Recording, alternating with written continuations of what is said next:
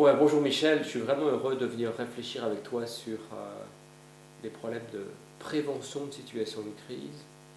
L'idée que j'ai, c'est que lorsqu'on fait du travail sur les crises, on commence souvent par où est votre plan de crise, où est votre salle de crise, oui on a un plan de crise, quelqu'un s'en est chargé, il y a un gros classeur qui est fait. Et je voulais revenir avec toi qui a été en charge en tant que conseiller du directeur du CNES à Kourou, qui a été à la brigade des sapeurs-pompiers de Paris.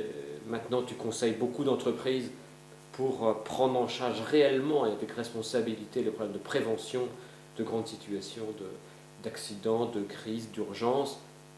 Remonter avec toi aux fondamentaux. C'est quoi les exigences que tu vois clairement dans ta tête et que tu essayes de faire comprendre aux uns et aux autres pour qu'on arrive effectivement à faire de la prévention et que s'il y a une crise, au moins on est équipé pour faire face. Alors peut-être la question que j'aurais à voir avec toi, c'est tu rentres dans une entreprise, tu rentres dans un grand secteur qui est en charge de situations éventuellement à risque. Par quel bout tu prends le dossier et surtout quelles exigences tu leur mets devant les yeux, et ce sur quoi tu appelles leur attention pour qu'on ait vraiment une démarche de sécurité, une démarche de prévention de crise et pas seulement un livre ou un plan ou une salle. Bon, voilà la question que j'aurais brutalement et globalement à te poser. Alors, premièrement, moi, ce que j'essaye de faire, c'est de dire aux gens, essayez déjà de faire votre travail. Essayez de bien préparer le travail qui sera le vôtre le jour où il y a un accident, par exemple. Et je fais une petite différence, enfin une petite différence, je fais une différence entre la préparation face à un événement majeur, type accident,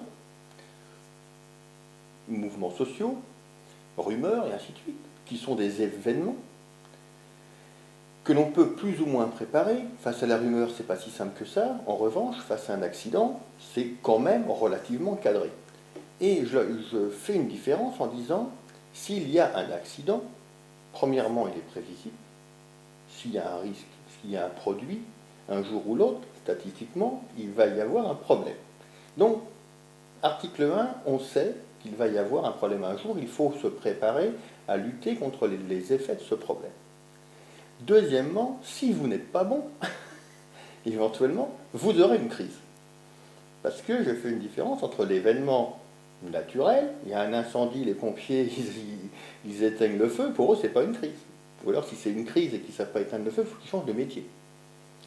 Donc, je dis aux gens, si vous avez un problème à traiter, faites votre travail, c'est-à-dire faites la répertoriation des risques et voyez quels sont les effets de ces risques et puis ce qu'il faut mettre en place pour que l'événement reste un événement.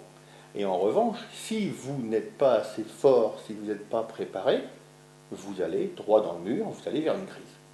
C'est ce que j'essaie comme message à faire passer. Alors on te fait venir et on te dit, bah tenez, voilà le plan de crise, voilà la salle de crise, voilà l'organigramme. Par quel bout tu prends ça pour voir si c'est vraiment sérieux, si ça tiendrait le choc? Alors le premier point que je fais, ça peut être trivial, c'est que je regarde le nom de la salle de crise. Si la salle de crise s'appelle PC Crise, je sais d'ores et déjà que ça ne marchera jamais. Parce que PC, ça veut dire poste de commandement, et si on commande une crise, eh bien c'est qu'on ne sait pas ce que c'est. Bon, déjà, je sens l'ambiance, le vocabulaire employé. Ça, c'est important parce que le vocabulaire n'est que le reflet de la façon de penser des gens qui emploient ce vocabulaire. Ça, c'est important. Après, je regarde si le fameux plan de réaction a la trilogie de base, à savoir qu'il faut bien des bons hommes, qu'il faut bien du matériel et qu'il faut bien des procédures pour que l'ensemble fonctionne correctement. Et si on se contente simplement d'une liste de bons hommes, d'un annuaire plus ou moins à jour, en oubliant éventuellement de dire où est-ce qu'on se réunit, on est sûr que le jour J, chacun va aller au mauvais endroit. Ça, c'est le premier point. Donc, qui fait quoi? Quels sont les matériels utilisés? Avec des choses aussi triviales que ça. Si vous avez des téléphones difficiles, compliqués, est-ce que les gens savent utiliser ce téléphone? Ça a l'air de rien, mais encore faut-il être certain que les personnes sachent utiliser le matériel qu'ils devraient normalement utiliser, en sachant que bien souvent, ces matériels-là sont bien rangés dans un placard et qu'ils ne sortent, le cas échéant, qu'une fois tous les 10 ans, si on n'a pas de chance, jamais j'espère, sauf pour le pseudo-exercice que l'on fait histoire de se donner bonne conscience. Et puis après, je regarde la procédure, elle est forcément bonne si elle est écrite à une seule condition, c'est que tous les gens la connaissent et que tous les gens la respectent. Si on dit le président se doit de rejoindre le plus rapidement la salle de gestion de crise, il va sans dire que, un, le président en question doit le savoir, et deux, surtout, il doit l'appliquer. S'il va ailleurs lors d'un événement que dans la salle de crise, tout le travail de son staff est à jeter à la poubelle, et le président, il est peut-être éventuellement à changer aussi. Oui, et on va te présenter une grande table sur laquelle il y a beaucoup de téléphones. Et là, je vomis. Et là, tu leur dis quoi? C'est tellement rassurant d'avoir des téléphones partout. Alors là, je vomis parce que je suis certain que lorsqu'il y a une grande table avec plein de téléphones où les gens ont du mal à écrire et à poser leur classeur, je suis certain qu'ils n'ont jamais fait d'exercice. Mais un vrai exercice, pas une démonstration de force, le cas échéant, avec la presse ou histoire de se faire plaisir. Un exercice réel qui respecte le timing, qui respecte le temps, et où le thème de l'exercice, le lieu de l'exercice, le choix des anomalies, des incidents, n'ont pas été choisis pour se faire plaisir. Un exercice où, caché derrière les fourrés, il n'y a pas des colonnes de camions de pompiers ou 10 ambulances cachées derrière le bâtiment de l'infirmerie, des gendarmes prévenus qui attendent dans les cars, et pourquoi pas le cadre d'astreinte de l'entreprise qui est à l'écoute dans son bureau. Et l'exercice est bien sûr programmé de 14h à 17h02, de façon à ce que le débriefing s'arrête à 17h29. Un vrai exercice qui tient compte du rythme et du temps nécessaire à faire les choses. Et quand tu poses la question, où est-ce qu'il y a un lieu où la direction peut éventuellement réfléchir sur les questions difficiles qu'il y a dans cette crise? Eh ben, c'est variable. C'est variable parce que où on tombe chez des gens qui ont travaillé, réellement, et qui veulent fuir cette grande table avec des pseudo-téléphones, ou ça, et qui se sont rendus compte que lors des fameux vrais exercices, ils ont eu besoin de réfléchir. C'est-à-dire qu'à un moment, on n'est jamais sûr, lors d'un événement majeur, on n'est jamais sûr de ne pas se faire piéger. Et donc on a besoin de réfléchir. Et qui doit réfléchir? Ce sont les décideurs. Donc les décideurs qui ont besoin de réfléchir ont besoin de se mettre de côté un petit peu, de choisir les experts, les interlocuteurs, parce qu'ils vont prendre des décisions. Et ils vont réfléchir parfois à haute voix. Donc ils doivent être mis à l'écart, mais proches. Et où cette salle existe, et ça veut dire qu'on a déjà fait en sorte de réfléchir correctement et qu'on a joué les jeux, où cette salle n'existe pas et qu'on fait semblant de réfléchir autour d'une table où il y a un brouhaha infernal et où chacun n'écoute personne et a même du mal à s'écouter soi-même, et dans ces cas-là, ça veut dire qu'on n'a jamais travaillé, ou on a fait semblant de travailler.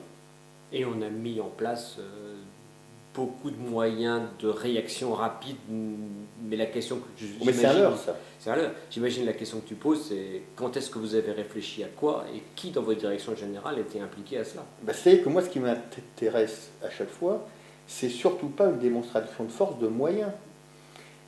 Avoir 80 pompiers qui déroulent des tuyaux, si l'exercice sert à savoir si les pompiers ont déroulé des tuyaux, il n'y avait pas besoin de déplacer un sous-préfet, globalement, à moins qu'ils s'y connaissent en tuyaux.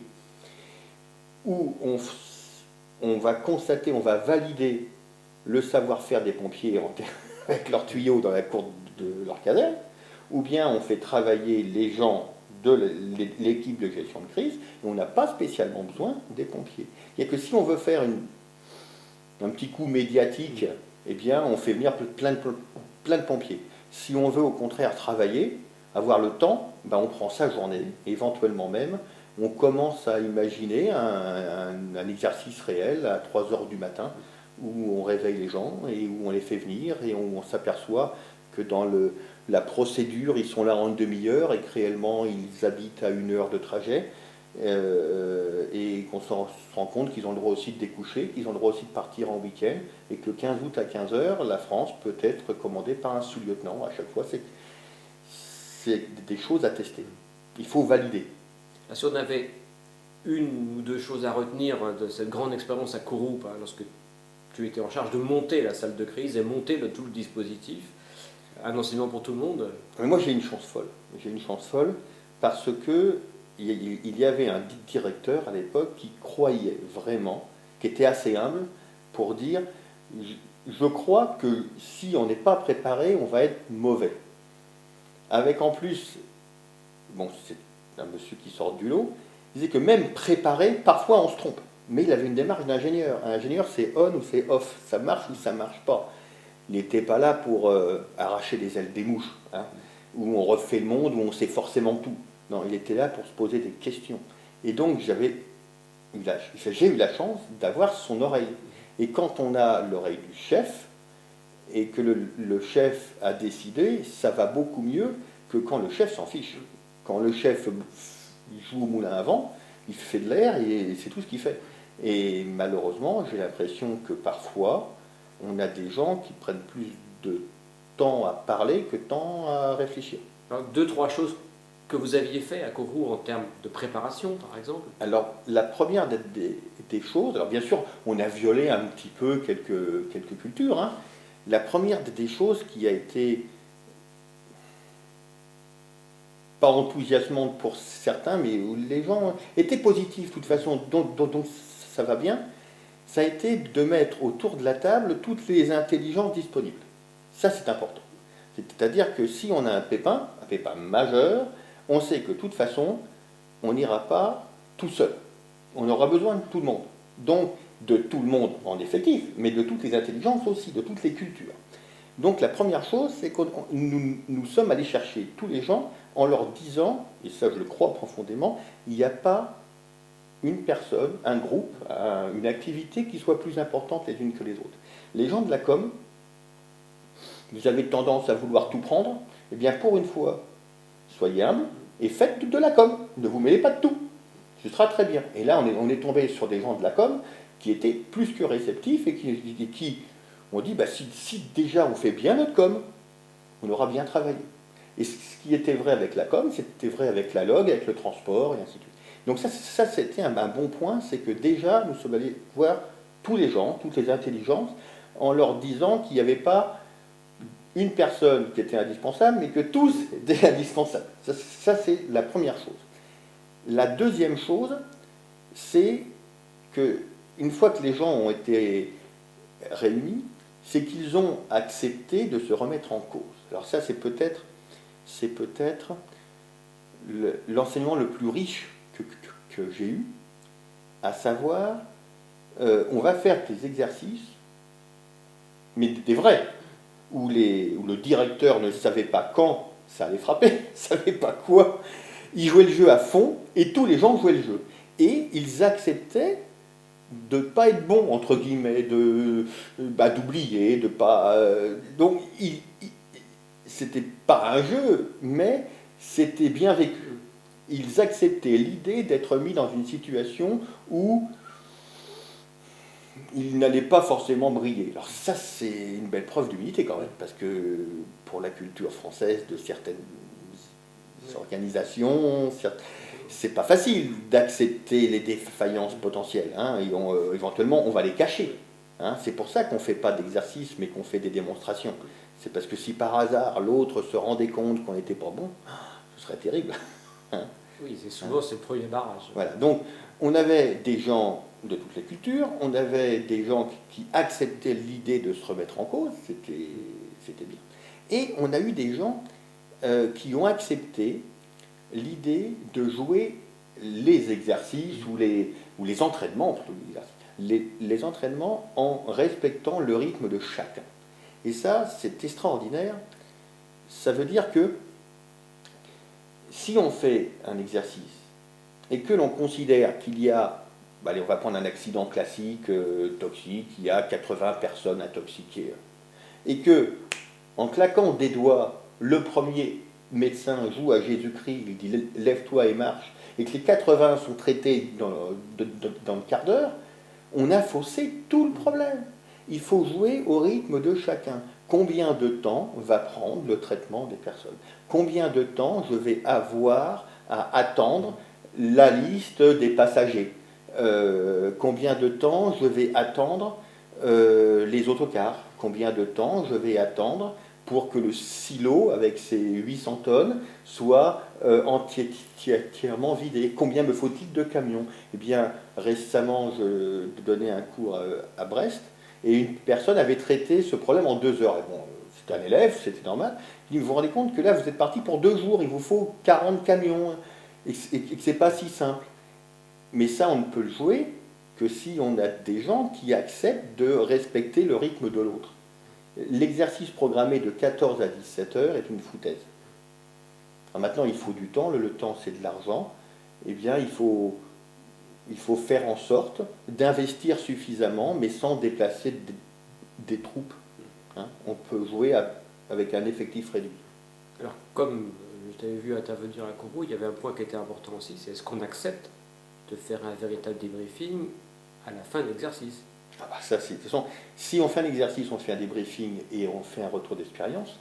Si on ne veut pas de retour d'expérience, on a le droit aussi de ne pas vouloir. Eh bien, on ne fait pas l'exercice, on fait une démonstration.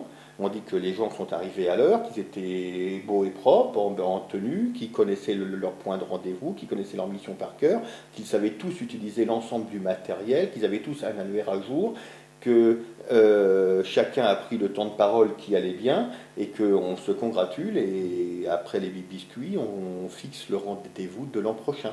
Mais pas de retour d'expérience, comme ça on est sûr de ne pas avoir de problème. Mais c'est pas évident. Hein. C'est pas évident, justement. Qu'est-ce qu'on peut faire? Parce que je suppose que tous les jours, parmi les gens chez qui tu interviens, l'inquiétude est forte. Oui, faites-moi un exercice, mais enfin bon, plutôt, comme tu disais, une démonstration. Et puis, l'envie d'y aller pour regarder, peut-être... Attention, je ne voudrais pas faire une guéguerre de boutons, ainsi de suite, mais il y a quand même deux cultures. Il y a deux cultures. Dans la grande administration, il y a encore des gens qui refusent de se remettre en cause. C'est évident, c'est comme ça. Bon. Ben, il faut faire avec et on n'y pourra rien, c'est culturel, il paraît. Bon, moi, j'aime pas trop ce thème-là, je préfère dire qu'il y a des gens qui acceptent de se bouger puis des gens qui n'acceptent pas. Et donc, il se trouve qu'il y a des gens qui n'acceptent pas ou qui ne sont pas obligés. Hein, qui sont pas obligés. Dans l'industrie, c'est pas tout à fait la même chose.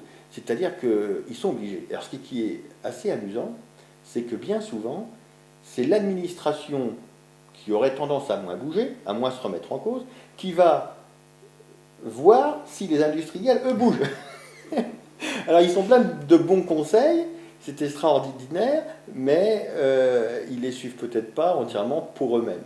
Alors, pourquoi? Parce que, ben, je ne sais pas. Je crois, j'imagine, que l'administration française, d'où je viens, a un mal fou à accepter qu'elle soit prise en manque.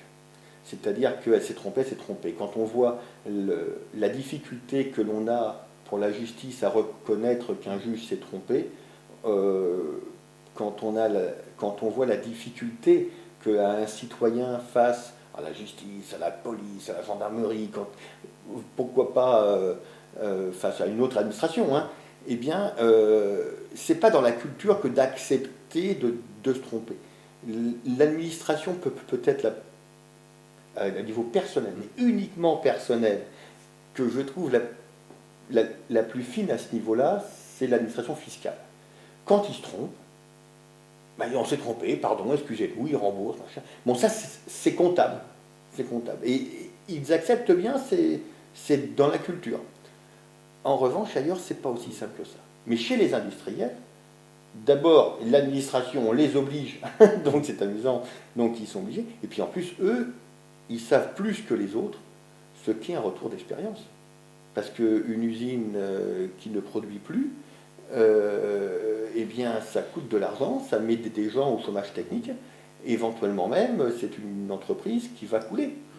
Et donc, ils savent tirer profit du retour d'expérience et ils vont très très vite. Ils vont très très vite. Pourquoi? J'en sais trop rien. Peut-être qu'ils sont des moyens. Je ne sais pas. Mais en tout cas, il y a quand même deux vitesses. Alors pour être positif, si on prenait le plus beau cas, soit en réel, soit en imaginé, que tu aies pu avoir à traiter en tant qu'expert conseiller pour mettre en place une dynamique positive sur ces sujets, tu verrais quoi comme soit expérience réelle, soit le cadre idéal que tu as le président te dit venez chez moi et puis essayez de me dynamiser tout ça. Ce serait quoi la belle démarche qui t'intéresserait le plus ou sur laquelle tu as travaillé et que tu aurais tout de suite à l'esprit Si un jour j'avais la possibilité d'avoir un président aussi sympa, je lui dirais, mon rêve, hein, mais ça s'est passé en partie déjà, c'est de dire, vous m'accompagnez, vous êtes là et vous expliquez, pas moi, consultant qui va expliquer pourquoi il est là, parce que c'est son travail, parce qu'il est mandaté, parce qu'en échange il y a de l'argent, et non, c'est pas à moi d'expliquer, ce serait au président de dire aux gens, voilà, j'ai choisi de nous remettre en cause, y compris moi, et ce monsieur, en me désignant, va faire en sorte de nous parler de ce qui va pas bien, plutôt que de nous passer de la pommade sur ce qui va bien.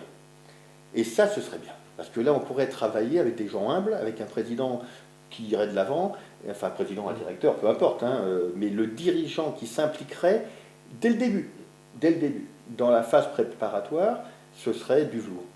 Maintenant, peut-être que je rêve, mais à moitié, parce que ça s'est déjà passé une fois ou deux. Alors il te dit, tenez, voilà le gros classeur qu'on m'a donné, nous on travaille là-dessus, ça fait 600 pages. Il y a la poubelle.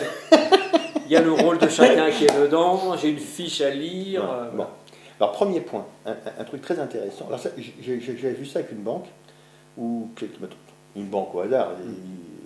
Il y a quelqu'un qui a dit, dans notre milieu, les fiches réflexes, c'est pour les seconds couteaux. Bon, c'était un second couteau qui m'avait dit ça. Autrement dit, on n'aide pas. Dans le spatial, les fiches réflexes, elles servent au plus haut niveau. Peut-être qu'ils sont moins intelligents dans la... Je sais pas. Mais, premièrement, un classeur doit regrouper l'ensemble des procédures, la liste des moyens, la liste des personnes et la méthode de travail. Alors, ce n'est pas une histoire de poids. Je sais qu'il y a des plans, ce qu'on appelle les plans, les POI. Longtemps, l'administration a demandé aux industriels de faire des plans au poids. Ils en voulaient pour leur argent. Là, ça faisait 1,5 kg le plan. En dessous, c'était pas bien. On en revient. Et au niveau d'une entreprise, c'est pas une histoire de plan. C'est une histoire où on sait à peu près qui. Je dis bien à peu près parce qu'un événement peut demander un expert qu'on n'a pas imaginé. Hein. On dit à peu près qui dans les fonctions, à peu près qui va occuper ces fonctions. On sait où, avec quoi, quand et comment. Ça suffit. Alors s'il fait 80 pages, c'est pas mal. Le but, c'est que tous les gens l'aient lu et que tous les gens, pas lu, appris, le connaissent et peuvent travailler avec. S'il faut 3 kilos, on peut le déplorer. Moi, j'aurais tendance à dire plus on fait bref et plus on a de chances qu'il soit lu et connu. Maintenant, il ne faut pas non plus s'en réduire à 10 lignes. Alors, je ne sais pas. Je ne sais pas ce qu'il faut. Je ne sais pas si c'est 40 pages, 80 pages. Mais ce que je sais, c'est qu'il ne faut pas 3 kilos. Et qu'il soit à jour.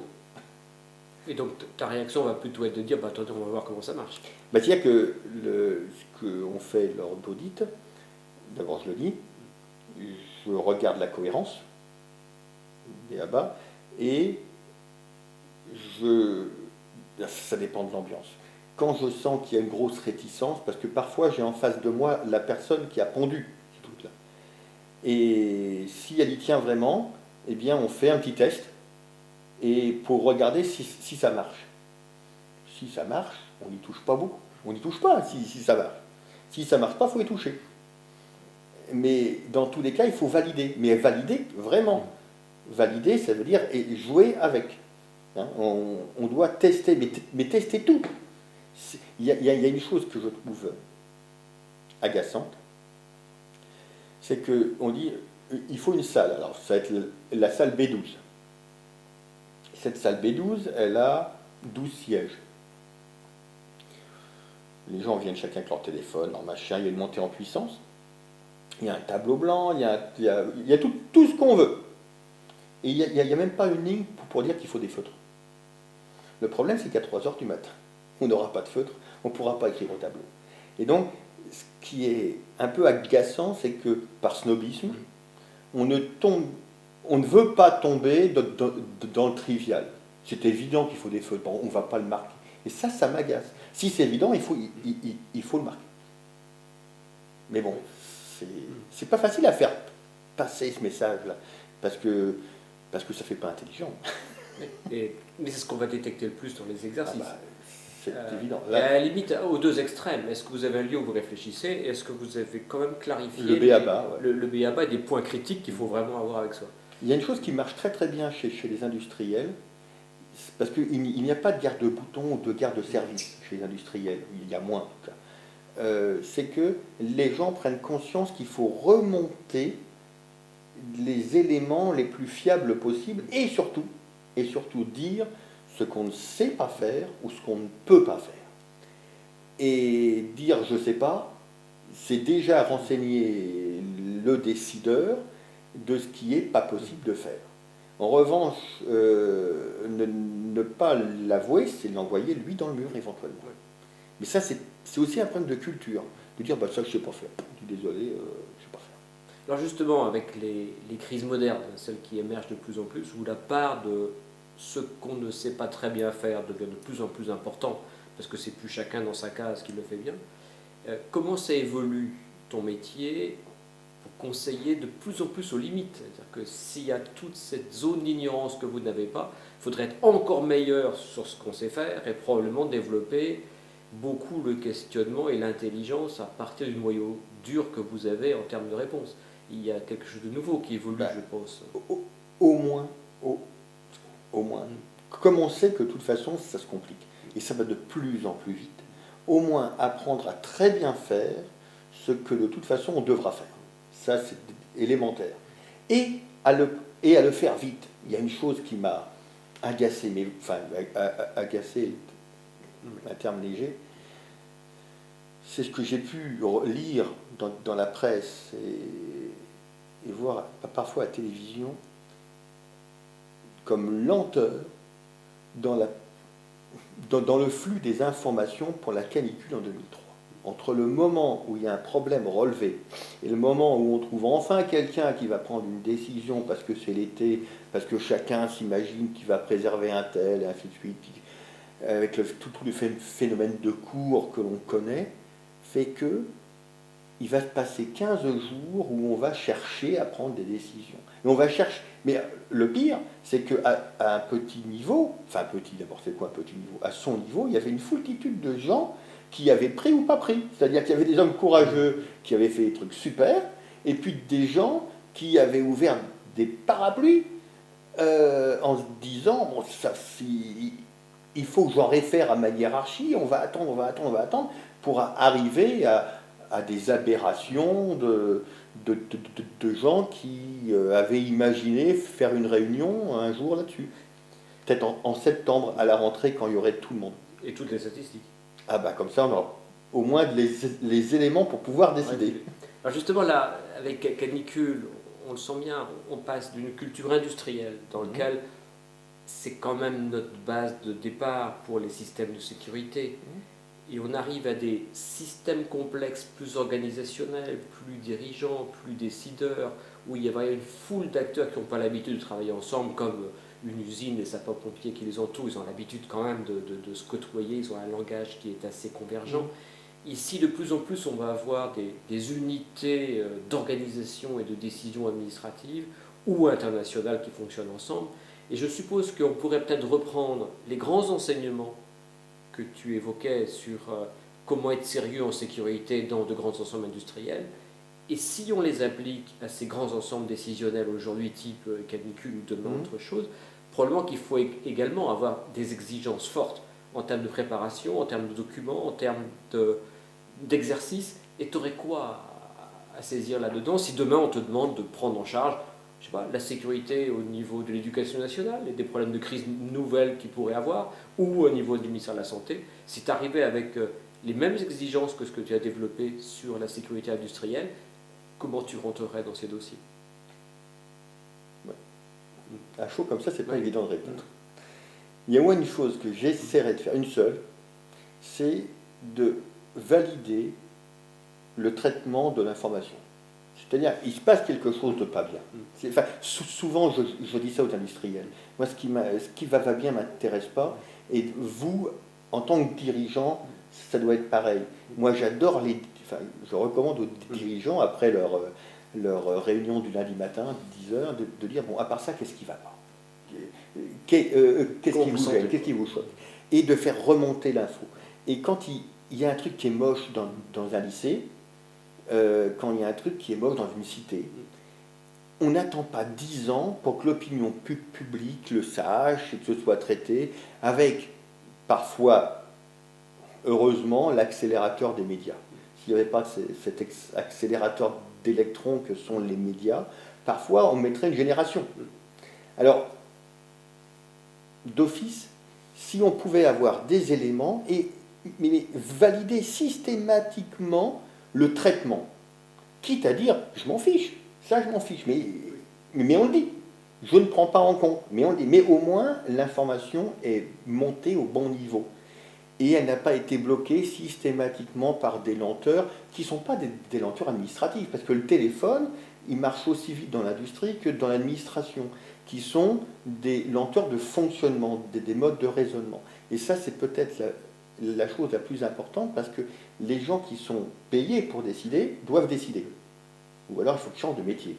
C'est-à-dire qu'à partir du moment où ils sont décideurs, on doit leur donner les éléments pour qu'ils puissent prendre des décisions. Et c'est peut-être la chose qui serait pour moi la plus importante aujourd'hui, de faire remonter aux décideurs les infos, mais pas avec des synthèses de maîtres de chair, tout très simple, du factuel.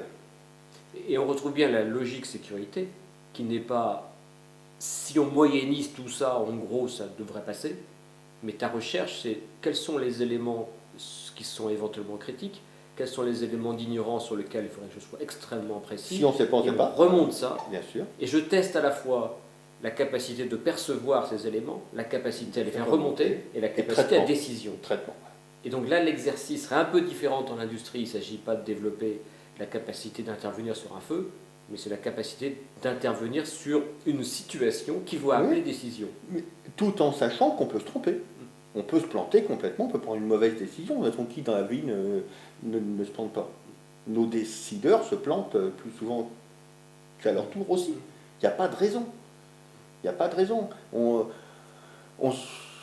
rit parfois du fait qu'en 14, nos poilus avaient des pantalons rouges. Ils s'étaient trompés, nos généraux à l'époque, et nos logisticiens s'étaient trompés. Ils avaient des pantalons pour défiler, ils n'avaient pas des pantalons pour faire la guerre. Mais si on peut en rire avec un siècle de retard, aujourd'hui on continue, et c'est normal à se planter, parce que tous nos décideurs se plantent.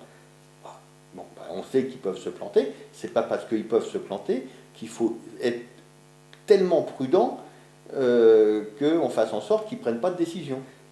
Parce que l'incendie de Rome a fini par être éteint, mais c'est parce qu'il n'y a pas de combustible. Alors ici, il faut attendre en disant on a fini par résoudre le problème, c'est sûr, on va dans ce sens-là. Moi, je préférerais plutôt qu'on réagisse, quitte à se planter. Maintenant, après, est-ce qu'ils vont accepter de se planter? Probablement. De culture. Oui, mais beaucoup de partage de culture à faire entre il faut se mélanger. Oui, des gens qui ont fait de l'industriel lourd où il y avait des accidents, à des gens qui sont en charge de systèmes dans lesquels il faut éviter des accidents décisionnels et des accidents d'information et mettre tout ça en musique. Oui, mais il faut les faire travailler ensemble. Si on ne le fait pas... De toute façon, l'événement les fera travailler ensemble, les fera se rencontrer, qu'ils le veuillent ou non. C'est pas possible autrement. Donc les événements majeurs, souvent accidentels, parce que c'est ce qu'on retient, et puis parce que c'est ce qui marque l'opinion publique, parce que malheureusement il y a des décès, parce qu'on peut faire des belles images, ça se vend bien, fait que déjà on sait que tous les services travaillent ensemble. Tous les services travaillent ensemble. Et Et donc on a besoin de travailler avec l'autre. Quand j'entends un militaire, quand j'entends un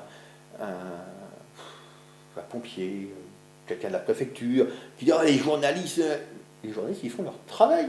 Il faut bien faire avec.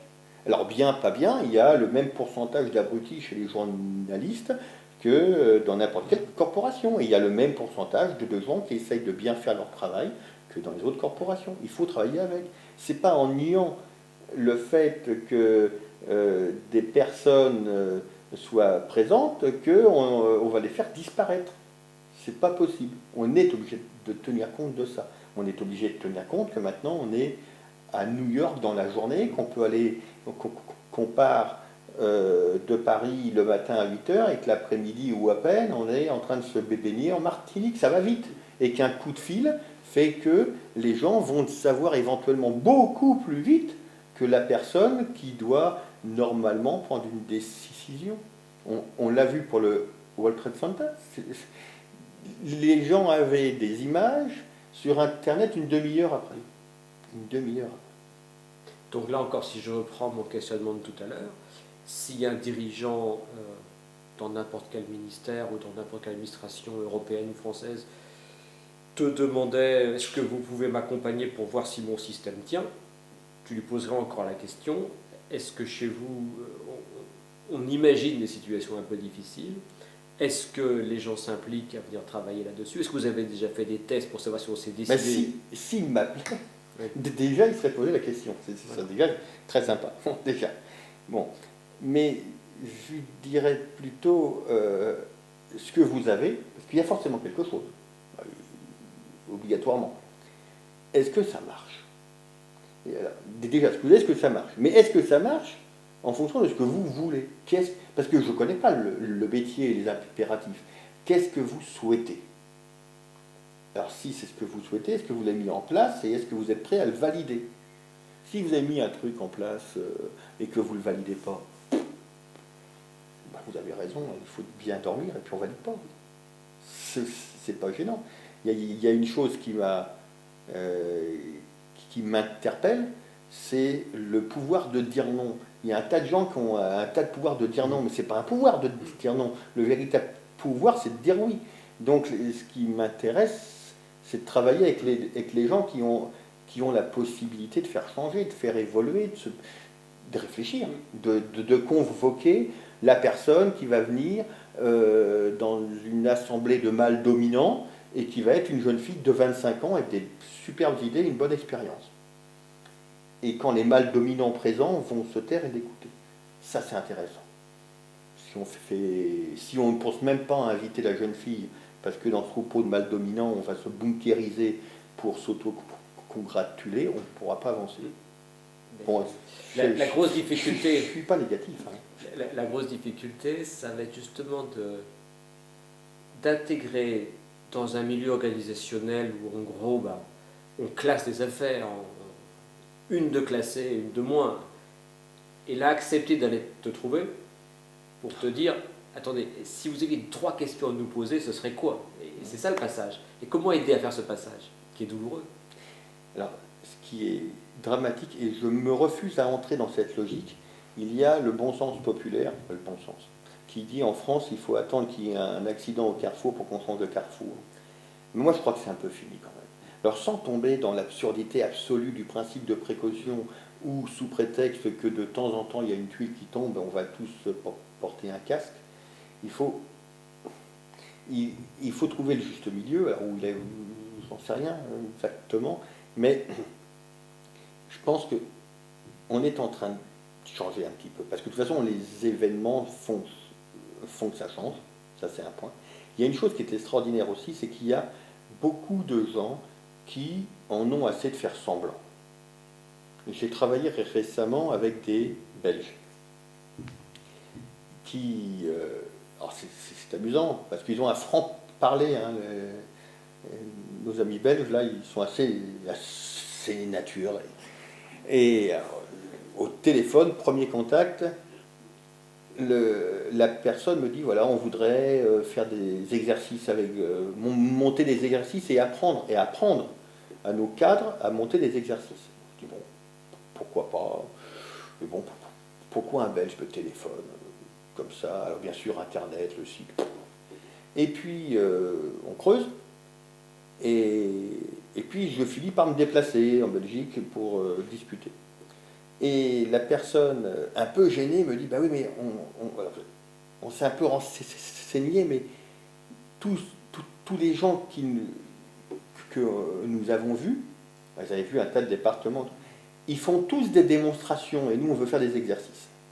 Alors ça c'est sympa. Et donc si ça bouge en Belgique, il n'y a pas de raison que ça ne bouge pas en France. Et donc ça bouge gentiment, au rythme d'un homme à pied. Oui. Mais ça bouge. Bon, merci.